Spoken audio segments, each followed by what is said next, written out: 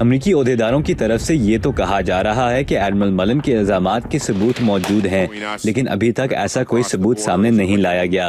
ایک امریکی news agency سے بات کرتے ہوئے صدر اوباما کے ایک سابق مشیر بروس رائڈیل نے کہا کہ ان کی معلومات کے مطابق امریکی انتظامیہ کے پاس ٹیلی فون ریکارڈز موجود ہیں جن سے پتہ چلتا ہے کہ کابل میں امریکی سفارت خانے پر حملہ کرنے والوں نے پاکستان میں اپنے حامیوں سے گفتگو کی جن کا تعلق پاکستانی خفیہ ادارے ISI سے تھا، لیکن واشنگٹن کے تحقیقی ادارے کونسل آن فورن ریلیشنز کے تجزیہ کار ڈینیل مارکی کا کہنا ہے کہ یہ ثبوت کافی نہیں ہے۔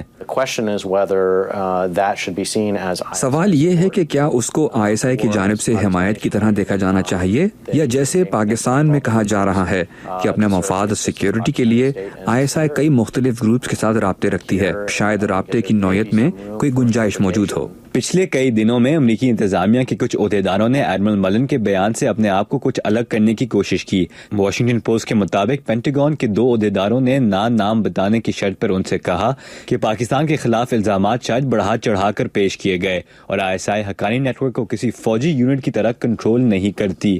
وائٹ ہاؤس کے ترجمان نے بھی ایڈمرل ملن کے موقف کی تائید کی ہے، لیکن ان کے بیان کو مکمل طور پر تائید کرنے سے گریز کیا۔ میں شاید وہ الفاظ نہیں استعمال کرتا۔ پاکستان اور حقانی نیٹ ورک کے درمیان تعلقات ضرور ہیں، ان تعلقات کی نوعیت پیچیدہ ہے اور ان کا جائزہ لیا جا سکتا ہے۔ رینڈ کارپوریشن سے منسلک جیمز ڈوبنز کا کہنا ہے کہ امریکی انتظامیہ میں ایڈمرل ملن کے بیان کی 100% حمایت شاید نہیں ہو۔ یہ صاف ظاہر نہیں ہے کہ ایڈمرل ملن کا بیان امریکی پالیسی کی نمائندگی کرتا ہے، لیکن یہ بیان امریکی انٹیلیجنس کے تجزیے کی نمائندگی ضرور کرتا ہوگا۔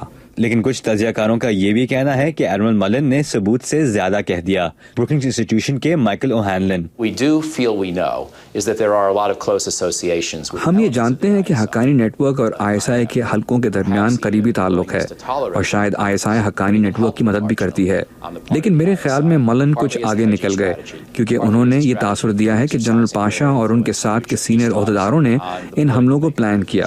ہمارے پاس ایسا کوئی ثبوت نہیں ہے۔ ایڈمرل ملن نے خود اپنے بیان کا مختلف انٹرویوز کے ذریعے دفاع کیا ہے، لیکن واشنگٹن میں یہ بھی سوال کیا جا رہا ہے کہ کیا سیاسی لحاظ سے بھی ایڈمرل ملن کو یہ الزامات عائد کرنے چاہیے تھے؟ میرے نزدیک پچھلے 10 سالوں میں پاکستان پر کھلے عام تنقید کرنے کی کوششیں آج تک ناکام ہوئی ہیں۔